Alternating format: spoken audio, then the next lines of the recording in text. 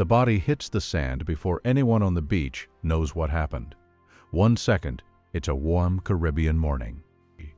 The next, a French sailor is face down in the dirt with a sword through his back, and the man who put it there is already walking away, wiping the blade on his shirt, heading back toward the tavern like he forgot something inside. The crowd on the waterfront of Tortuga parts for him. Nobody speaks. A dog trots over to investigate. Someone kicks it away. And in 30 seconds, the whole harbor goes back to its noise. Ropes creaking, men shouting prices, barrels rolling across uneven stone, as if the body in the sand is just another piece of cargo that arrived on the wrong ship. This is Tortuga, 1665, a 22-mile strip of rock and jungle hanging off the northern coast of Hispaniola, sitting in the middle of the Caribbean like a wound that won't close. No real government. No law that anyone enforces past their own front door. A harbor so full of stolen gold that the merchants here stopped asking where anything came from 20 years ago. A population built entirely from men the rest of the world decided it didn't want. Escaped convicts, expelled sailors, runaway servants, people who had done things in France or England or Portugal that meant they could never go back there, ever. For 50 years, this island did something that should have been impossible. It held off the most powerful empire on earth. Spain had the biggest navy in the world. Spain had the biggest army. Spain controlled more territory in the Americas than every other European power combined, from Florida down to the southern tip of the continent. And it ran that territory with the kind of bureaucratic thoroughness that comes from being the dominant global power for a century and a half. And for 50 years, this 22-mile island, populated by men who smelled like wood smoke and dried blood and rum, men with no flags and no nation and no rights that any court would recognize, made Spain genuinely afraid. Not annoyed, not inconvenienced, afraid. The question is how? And the answer is stranger, more troubling, and more genuinely fascinating than anything you have seen in any pirate movie, any history class, or any version of this story that reached you before today. The real story of Tortuga is not about pirates. It is about what happens when desperate people, with nothing left to lose and nowhere left to go, start writing things down. By the end of this video, you are going to understand something the standard version of this history almost always skips entirely. The men who built Tortuga were not operating from chaos. They were operating from a system. A brutal, blood-soaked, objectively terrifying system, but a system. With rules, with written contracts, with an internal logic that once you actually see it, completely changes how you understand not just Caribbean piracy, but the entire question of who gets to decide what labor is worth and who enforces that decision. You are going to watch that system get built from nothing. You are going to meet the men who built it and the monsters it produced, and the empire that spent 50 years trying to destroy it and kept failing until finally it found the right method and didn't fail anymore. And at the end, you are going to sit with a question that doesn't have a comfortable answer. What is the actual difference between a pirate code and a constitution? Because the men of Tortuga knew. They just couldn't afford to say it out loud. This is the real story, not the rum and parrots version. The one with the actual blood on the actual contracts. Before any of this makes sense, you need one foundational fact about the Caribbean in the early 1600s. Spain believed it owned all of it. Every island, every coastline, every mile of water from the Florida Keys south to the tip of South America. The Treaty of Tordesillas, negotiated in 1494, 2 years after Columbus landed, had divided the non-European world between Spain and Portugal along a line drawn through the middle of the Atlantic.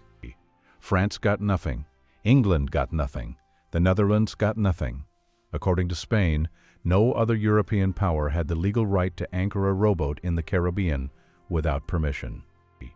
The Spanish called it their sea. Other nations, in Spain's official view, were trespassers. The French and English response to this was, essentially, to completely ignore it and go anyway. By the early 1600s, French settlers had moved onto the northern coast of Hispaniola, the large island that holds Haiti on its western end and the Dominican Republic on its eastern end, today. Not settlers in any organized sense.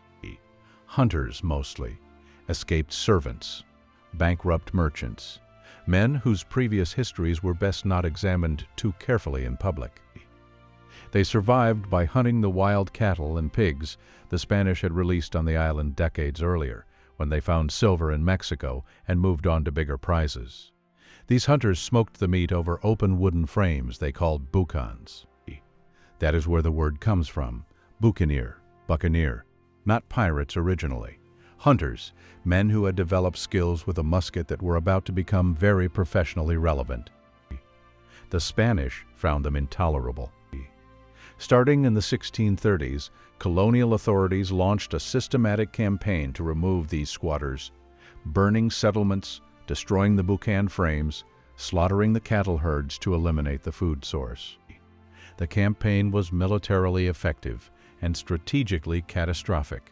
It cleared the French off the Hispaniola coast, but it pushed several hundred armed, experienced, deeply motivated men onto a small fortifiable island just offshore, and it gave them a reason to hate Spain that was personal in a way that no royal decree or trade dispute ever is.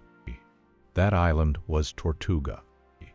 La Tortue in French, the turtle, named for its silhouette seen from the sea. 22 miles long, roughly 5 miles wide. Sheer cliff on the north, nearly impossible to land on. A natural harbor on the south, deep enough for large ships, sheltered from prevailing winds. Mountainous jungle interior where a defending force that knows the ground can make an invading army's life extremely unpleasant, indefinitely. For a community whose entire survival depended on not being exterminated by the Spanish military, it was close to perfect. But geography alone does not make an empire. What Tortuga needed, what it was about to develop, improbably, in the most violent possible circumstances, was a system.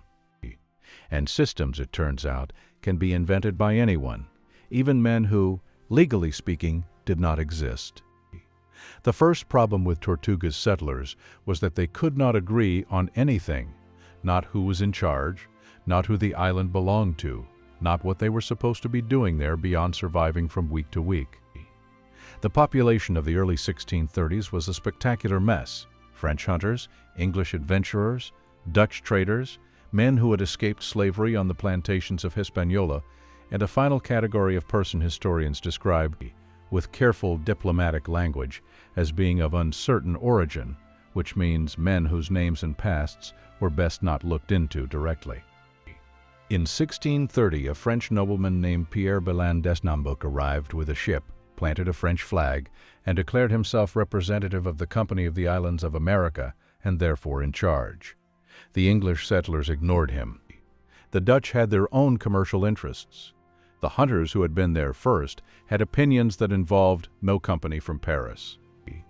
Spain, watching all of this from Hispaniola, was appalled in the specific way you are appalled when you realize the mice have started building furniture in your walls.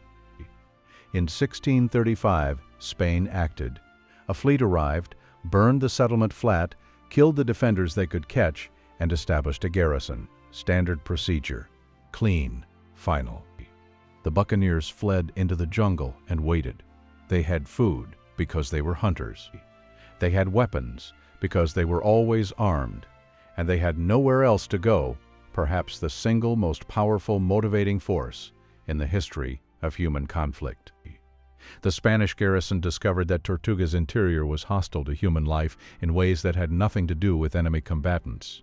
Brutal heat, mosquitoes carrying fevers, supply ships arriving late or not at all. When the garrison dropped below a number that could effectively defend the fort, the buccaneers came back out of the trees and simply took everything back. No dramatic battle. The Spanish had failed to exist in that place long enough to hold it. This became the defining pattern of Tortuga's first 20 years. 1635, Spain attacks, burns, garrisons, loses. 1638, same result. 1654, a larger expedition. Spain holds the island for nearly 2 full years, and then loses it when a French military force retakes it in 1655 in a naval operation that Spain found humiliating precisely because it was not particularly difficult. Feel the absurdity from Madrid's perspective. The Spanish Empire controlled territory on 3 continents. Its silver mines at Potosi were producing so much metal that the influx had caused inflation across the whole of Europe. Its navy had destroyed the Ottoman fleet at Lepanto. It was a superpower by any standard of its era, and it could not permanently hold a 22-mile island being defended by men who had been cattle hunters 3 years earlier. The reason had nothing to do with military hardware. Spain could project force into the Caribbean.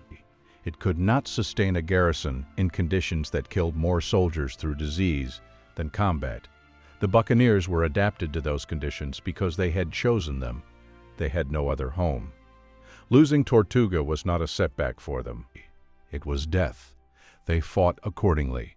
That asymmetry, defenders fighting for survival in a place they had decided was their only home, while attackers were fulfilling a rotation that would eventually end, is the first structural reason Tortuga survived against every reasonable probability.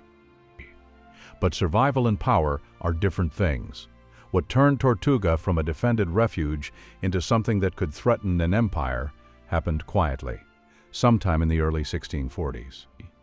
The buccaneers started writing things down. Before any raid, every man aboard signed a document. The French called it the chasse partie. English speakers called it the charter party. Whatever the language, the structure was consistent. A written agreement specifying the target, the rules governing conduct during the operation, and, most critically, the precise formula by which all proceeds would be divided before any man set foot back on Tortuga. The captain received a larger share, typically 2 to 3 times a common sailor's portion. The surgeon received a specified premium. Every man who joined an expedition knew, before the anchor came up, exactly what he stood to gain. More than that, the charter party included written compensation tables for injuries in service. 600 pieces of 8 for the loss of a right arm, 500 for a left, 500 for a right leg, 400 for an eye, 100 for a finger. Written into the agreement in advance, before anyone knew which men would be injured. Not subject to the captain's mood after the fact. Contractual obligations, enforceable by the group.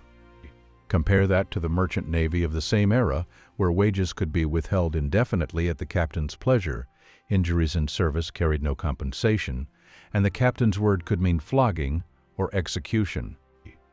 Or compare it to the Royal Navy, where impressment, the legal kidnapping of men off the streets of port towns into naval service, was standard operating policy. The Buccaneer Charter Party was not idealistic. The men who created it were not philosophers. They were solving a specific practical problem. How do you build a crew of dangerous, heavily armed men with nothing to lose, who will follow tactical orders in a crisis and not murder each other over money afterward? The answer Tortuga's buccaneers arrived at, through trial and a great deal of error, was, you write it down before anyone is dead, everyone agrees in advance, and the group enforces the agreement against anyone who violates it, including the captain. A dispute between crew members went to a vote. Theft from the common pool was punished by the collective. The captain had full tactical authority during an operation. He had essentially no authority over the financial terms, fixed by agreement before departure. The Brethren of the Coast, the Frères de la Côte, was the loose confederation that crystallized around this practice. Not a government, not a guild, not a union. Something between all three.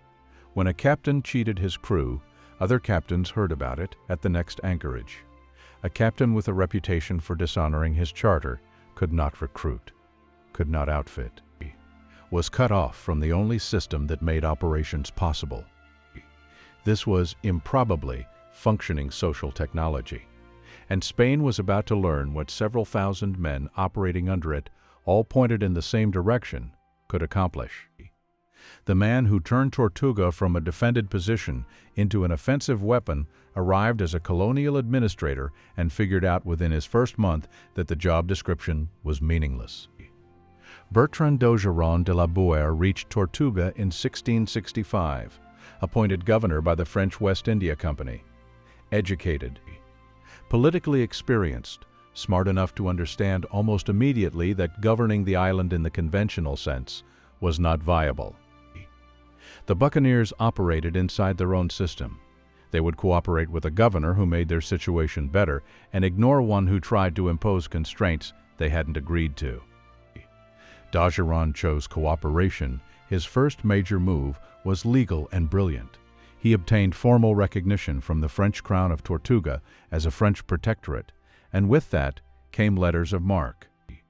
Official documents authorizing specific captains to attack Spanish vessels as agents of France. The practical effect at sea was minimal. The effect on what happened to you, if captured, was enormous. Pirates were hanged as criminals. Privateers operating under letters of marque were, in theory, entitled to treatment as prisoners of war. His second move was stranger and more consequential than most histories acknowledge. He arranged for the importation of women to Tortuga, several shipments over the years of his governorship, drawing from prisons and poorhouses in France. D'Ogeron had diagnosed something real. A population composed entirely of men with nothing to lose cannot be stabilized. Men who own nothing spend everything on a single raid. Men who have built something, a household, a stake in the continuing existence of the place, think further ahead. Within a decade, Tortuga had a permanent civilian population of several thousand families. Trades that were not piracy. Ships from Jamaica and the Dutch islands selling goods to pirates who funded the purchases with gold taken from Spanish ships. It was during this period that the raids reached the scale that made Spain lose sleep at cabinet level. Henry Morgan was English, officially based out of Port Royal in Jamaica. But he recruited from Tortuga, provisioned there, and his operations drew from the Brethren's network so completely that the English-French distinction was largely administrative. In 1668, Morgan assembled 460 men and attacked Portobello, a fortified Spanish city on the Panamanian coast that guarded the land crossing of the isthmus, the route through which Peruvian silver moved from the Pacific to the Atlantic fleet. Portobello had walls, a garrison, and artillery designed to defend against exactly this kind of attack. Morgan moved his men through the jungle to the city's landward side, the side the planners had assumed was protected by geography. Then he attacked. Portobello fell in less than a day. Morgan extracted a ransom estimated at around 250,000 pieces of eight. Every man received their charter-specified share before the fleet dispersed. 3 years later, Morgan attacked Panama City itself on the Pacific coast of the isthmus, requiring 1,200 men moved across the full width of Panama through hostile jungle. The Spanish governor chose to meet him in open battle outside the city. That was a mistake. Morgan routed the force. The city burned. The plunder was enormous. Morgan managed ultimately to navigate from pirate to knight to lieutenant governor of Jamaica. He died in 1688, wealthy and officially respectable, having spent his final decade hunting down the men who had been his colleagues. His name is on a rum bottle now. But Morgan was the sophisticated end of the Tortuga spectrum. He understood politics. He knew when to stop. Most of the men who operated from Tortuga did not have that kind of future. Lawless did not. François Lawless, born Jean-David Nau in western France, probably around 1635, arrived in the Caribbean as an indentured servant. He served his indenture on Martinique and later on Hispaniola. When his term ended and he reached Tortuga, he had spent roughly a decade living inside Spain's definition of acceptable treatment. What that had produced was something eyewitnesses consistently described as unsettling, even by local standards. Early in his independent career, Lawless led a small raiding party ambushed and destroyed by a Spanish patrol. He survived by lying motionless under the bodies of his companions until the soldiers left. Then walked to the nearest Spanish settlement, stole a sword from a sleeping guard, killed several soldiers, and escaped. The story circulated through Tortuga's harbor taverns within weeks. The consensus, either extraordinary or insane. Many concluded the distinction was not operationally relevant. By 1666, Lawless had assembled 8 ships and 660 men, all operating under signed charter parties, all aimed at Venezuela. The target was Maracaibo, a prosperous city at the entrance to a vast inland lake, accessible only through a channel too shallow for large Spanish warships. Lawless landed his men, walked them up to the fort guarding the entrance, and attacked it frontally. The Spanish had walls, elevated positions, and artillery.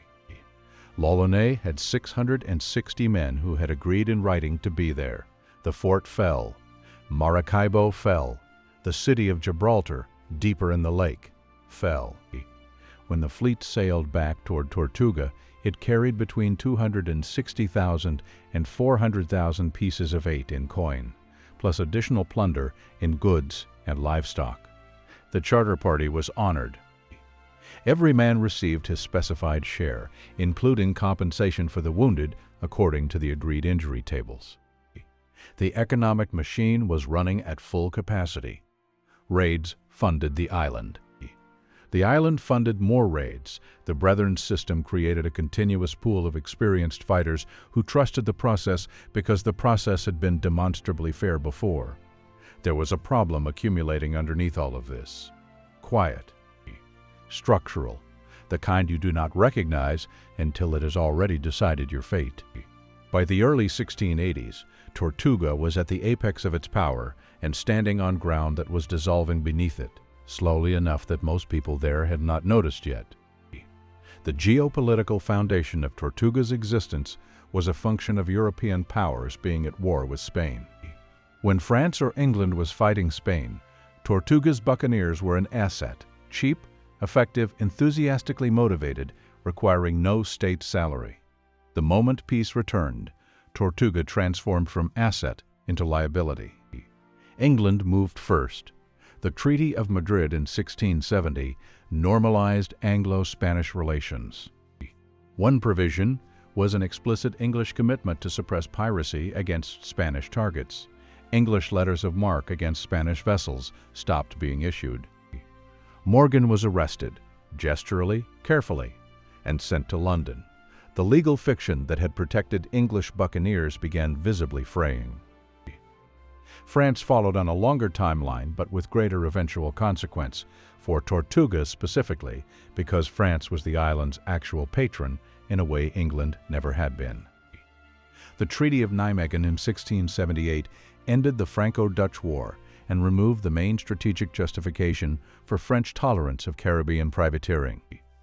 More importantly, the plantation economy of Saint-Domingue, France's colonial territory on the western side of Hispaniola, directly across from Tortuga, was generating extraordinary returns from sugar and indigo without diplomatic complications. By 1680, Saint-Domingue was becoming the most productive colonial territory in the Americas. France had a new favorite. It did not need its difficult older arrangement anymore. D'Ogeron had died in 1676, worn out by a final period spent trying to return to Tortuga, shipwrecked on Puerto Rico, captured by the Spanish, escaped, attempted a relief expedition, encountered a hurricane, finally reached France physically broken, and died there without ever seeing the island again. His nephew took the governorship and tried to hold things together without the political support from Paris that D'Ogeron had been able to call on. The support was genuinely gone. The buccaneers could feel the change in official attitudes before it was formally announced. A letter preserved in French colonial archives, from a Tortuga captain named Michel de Gramont to the governor of Saint-Domingue, written around 1682, asks with remarkable directness what exactly the men of Tortuga are supposed to do now. They were actively encouraged to come here. They were armed and pointed at Spain for decades by a government that found them useful. They built a functioning community with their own hands.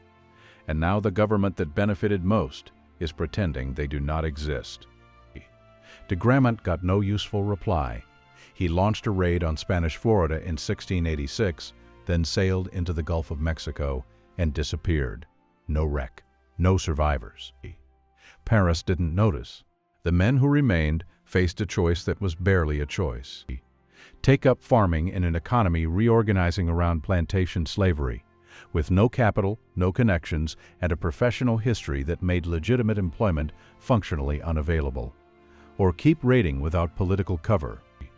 Most kept raiding, but without the disciplined organizational framework of the earlier decades, operations deteriorated, more desperate, smaller in scale. The charter party system began cracking under captains who could not afford patience. Spain, reading the diplomatic landscape correctly for the first time in 50 years, pressed its advantage. In 1691, a Spanish fleet arrived off Tortuga with a force larger than anything the island had faced in its entire history. France was consumed by the 9 Years' War in Europe. England was not going to intervene on behalf of pirates. It was officially committed to suppressing. The Brethren had lost too many experienced men over the preceding decade to raids gone wrong, to disease, to the biological arithmetic of a lifestyle that had almost no relationship with old age. The Spanish burned the settlement. They destroyed the harbor. They killed or scattered the permanent population. With no European patron able to retake it, Tortuga did not recover. The island that had defied the most powerful empire in the world for 50 years fell in weeks, not because Spain had gotten stronger, because Tortuga, stripped of its geopolitical context, was just a small island. Spain had never been fighting a place. It had been fighting an idea that happened to live there, and ideas are considerably harder to exterminate than harbors. Here is what almost every popular account of this history misses completely. Tortuga did not just produce raids, it produced a model. And when the island fell, the model did not fall with it. The men who scattered after 1691 carried what they knew. The charter party system, the injury compensation tables, the democratic decision-making on expedition targets. The principle that every man who risked his life had the contractual right to know exactly what he stood to gain. All of that traveled.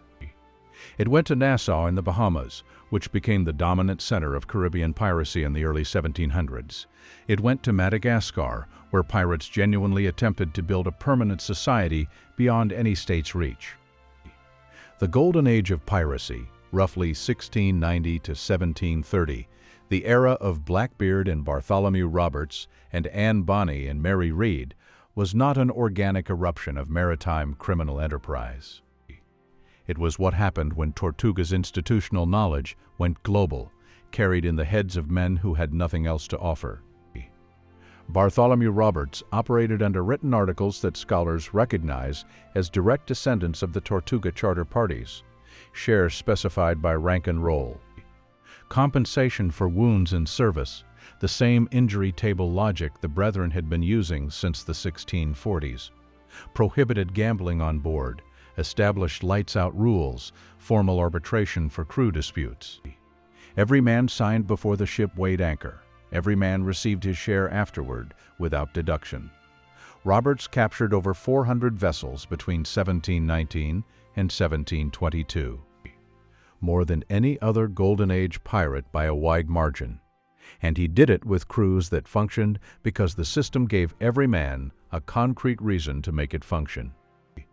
The historian Marcus Rediker has argued, with close citation of primary sources, that pirate ships of the Golden Age were among the most egalitarian workplaces in the 18th century Atlantic world. Not the most pleasant places. Not the safest, not the most ethical by any criterion that has ever been articulated. But in terms of the distribution of decision-making power within the organization, who had a formal say in major decisions? Who held contractual rights that management could not unilaterally revoke? They compared favorably with the legitimate alternatives. On a merchant vessel, the captain's authority was complete and unappealable. On a Royal Navy ship, impressment was official state policy. Flogging was routine management. and pay arrived months in arrears, when it arrived at all. Sailors who chose to sign pirate articles, and many did choose, with full understanding of the legal consequences, were making a rational calculation. The probability of eventual capture and execution was real. But the probability of being robbed of wages, beaten at a superior's discretion, or forcibly pressed into naval service was real and considerably more certain. The articles offered something the legitimate options did not: a written document every man had signed, specifying the rules before anyone got hurt, enforced by the group. This is the uncomfortable center of the Tortuga story. The buccaneers were not good people. The raids destroyed communities. The people on the receiving end, the sailors on Spanish merchant ships, the inhabitants of Maracaibo and Portobello, and Panama, paid costs covered by nobody's charter party. The charter system protected the pirates from each other. It did nothing for everyone else. But the idea embedded in those documents, that workers had rights, that dangerous labor should be governed by written agreements rather than the arbitrary discretion of whoever owned the ship, traveled further and lasted longer than Tortuga itself. It moved through the Atlantic in the heads of men who had signed charter parties and survived, arriving in places and times when people were beginning, very carefully and at significant personal risk. To ask whether the people who did the work had any right to say how it was organized and compensated. The American Revolution was 80 years from Tortuga's peak. The French Revolution was a century away. The labor movements that would force industries to recognize workers' rights were further still. But the argument that the man doing the dangerous work had a claim on the terms of that work that couldn't be unilaterally revoked by whoever held the title was being practiced on the most dangerous island in the Western Hemisphere 2 centuries before it became law anywhere. The buccaneers were probably not thinking in those terms. They were thinking about money and survival. But the idea exists in the documents, practiced imperfectly and violently, and in the context of enormous suffering. Tortuga did not produce philosophers. It produced the first draft of something that philosophers would later have to catch up to. That is what Spain was actually afraid of. Not the ships, not even the gold. The argument. What happened to the people who built Tortuga is, depending on your temperament, either darkly ironic or entirely predictable. There is a case for both. Lawless ended somewhere in 1668 or 1669 in the jungle and coastal waters of Central America, on an expedition that fell apart by degrees. The final voyage began with Lawless running his flagship aground in the Gulf of Honduras and rebuilding it from salvaged timber on a hostile beach, using up months of provisions and the patience of men who had signed on for a raid. Not a construction project.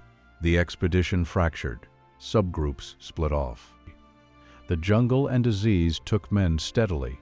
When the main force finally identified a target on the Nicaraguan coast, the regional Spanish military had been warned and prepared. The raids that followed were costly and produced almost nothing.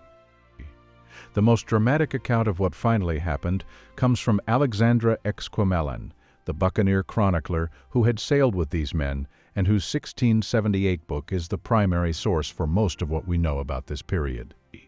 Exquemelin writes that Lawless was captured by indigenous people in the Darien region and killed. What is certain is that he sailed into the Gulf of Honduras in 1667 and never came back out. The man who had held Maracaibo to ransom, who had silenced a tavern full of dangerous men by throwing a knife across it, he disappeared into the Central American jungle without a monument or a grave or a last recorded word. Henry Morgan's ending points in the opposite direction. His management of the arrest and London interlude, 18 months of being socially comfortable and visibly useful to an English government that needed to appear to suppress Caribbean piracy without actually wanting to lose the intelligence he represented, was a masterclass in surviving political transitions. He was released, knighted by King Charles II, made Lieutenant Governor of Jamaica, and spent his final decade enforcing anti-piracy laws against men who had been his colleagues. He died wealthy in 1688. His name is on a bottle sold worldwide. Bertrand d'Ogeron, the governor who had done more than any single person to make Tortuga functional, spent his final 3 years trying to get back to the island he had built and never making it. Shipwrecked, captured, escaped. Tried to organize a rescue expedition, encountered a hurricane, reached France, physically broken, and died in 1676, without seeing Tortuga again. The Golden Age pirates who carried Tortuga's methods into the wider Atlantic had their own endings, distributed across the 1710s and 1720s with a consistency that historians find sobering. Black Sam Bellamy, 28 years old, called Black Sam for the dark clothing he favored, told captains whose vessels he seized in statements his captives wrote down. That he and his men refused to be governed by laws that existed to protect the wealth of the few at the expense of the many. He ran the Whydah, a former slave ship he had captured and converted, under articles democratic even by the Brethren's own standards. In April 1717, sailing north along the American coast, he ran directly into a nor'easter off Cape Cod. The Whydah sank in hours. Over 100 men died. The plunder, estimated at around 400,000 pieces of eight, went to the bottom with them. The ship was found in 1984 and is still being excavated. Artifacts keep coming up, personal objects, weapons, coins from a dozen different nations, all compressed by time and pressure into the mud off Cape Cod. Bartholomew Roberts died in February 1722 during a battle with HMS Swallow off the coast of West Africa, shot in the throat by grape shot. His crew, many drunk on rum from prizes taken the night before, barely mounted a defense. His articles had specified in writing that no one could drink after 8 in the evening unless they stayed on deck. He died during the period his own rules defined as off-limits for drinking. His crew violated the articles, and Roberts paid for it. They found him dead at the rail, still in his full captain's outfit, crimson coat, gold chain, hat with a red feather. He had captured more ships than any pirate in recorded history. He was 39 years old. Blackbeard, Edward Teach, died in November 1718 in a cove off North Carolina in hand-to-hand combat with a Royal Navy detachment sent specifically to kill him. Shot 5 times, stabbed around 20 times before he stopped fighting. Lieutenant Robert Maynard hung his head from the bowsprit and sailed back to port with it. According to a story circulating within weeks, the headless body swam 3 times around the ship before sinking. Almost certainly not true. But it spread anyway, for the same reason all Blackbeard stories spread, because the real version was already strange enough that the embellishments seemed plausible. Anne Bonny and Mary Read, the 2 women who sailed with Calico Jack Rackham's crew in 1720, documented in court records as fighting alongside the men when the Royal Navy came alongside in the night, had different endings. Mary Read was convicted and sentenced to hang, but died of fever in prison before the sentence was carried out. Anne Bonny was also convicted. Then she disappeared from the historical record, possibly through a connection her father arranged. She was never executed. Nobody knows what happened after the verdict. She just stopped being mentioned in documents, which in the 18th century was one of the ways wealth protected people from consequences the poor couldn't escape. Calico Jack Rackham was hanged in Port Royal in November 1720. His body was displayed in a gibbet. An iron cage hung at the harbor entrance, visible to every ship entering or leaving. Blackbeard's head on a bowsprit, Rackham's body in a cage. The authorities understood exactly what they were doing. They were sending a message about what happened to the argument, about what happened to people who insisted on writing things down and calling it law. The message was, for a while, very effective. And then it stopped being effective. The documents that would eventually become constitutions and labor agreements and charters of rights did not cite the Brethren of the Coast. They cited philosophers and ancient republics. The pirate precedent was not acknowledged. It was just there, underneath, in the logic.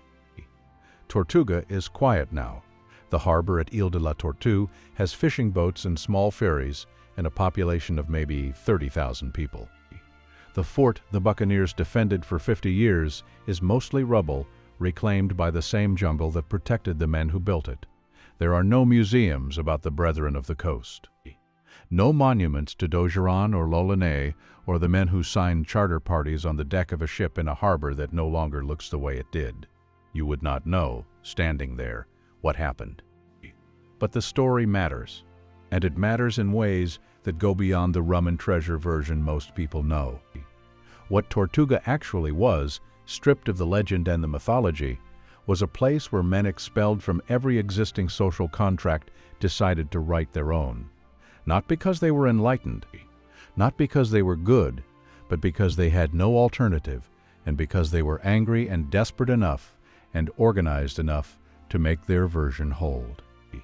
The charter party was a crude document, written by and for men engaged in organized violence against civilian populations who committed acts of cruelty that cannot be rationalized away by their internal democratic structures. The argument for Tortuga's significance is not that the buccaneers were heroes.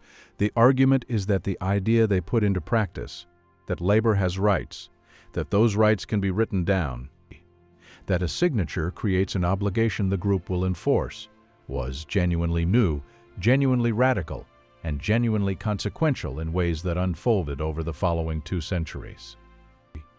50 years, that is how long Tortuga held. Against the Spanish Empire, against European diplomacy, against the biological hostility of the Caribbean climate, against every internal pressure that should have torn apart a community of desperate men with nothing to lose. 50 years of a system that worked because everyone in it had agreed to make it work, because the alternative was worse, because sometimes the only way to survive is to write down exactly what you are owed and refuse to move until someone signs.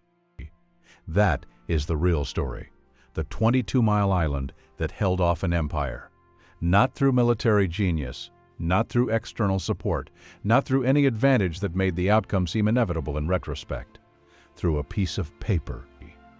Through the stubborn insistence that a man's signature meant something, that written terms were binding, that dangerous work had value that could be specified in advance and enforced after the fact. Spain burned the harbor. It could not burn that. The harbor is quiet now. The jungle has taken back the fort. The charter parties are in archives in Paris and London and Seville, in collections most people will never visit, written in languages that take specialists to read, describing terms agreed to by men who are 350 years dead. But the argument in those documents, the stubborn, blood-stained, imperfect argument, is still running. You can find it in every labor contract, every workers' rights law, every document that insists that people who do dangerous work get to know in advance what it is worth and what happens when they get hurt. The pirates are gone. The argument is not. And the next time you hear someone say that ordinary people have no right to set the terms of their own labor, that those decisions belong only to the people who own the ships, remember Tortuga. Remember the men with no country and no rights and nothing to lose, sitting on the deck of a stolen vessel in a harbor full of stolen gold, passing around a piece of paper and taking turns signing their names at the bottom. They were not heroes, but they were right about something, and the world, very slowly and 3 centuries too late, is catching up.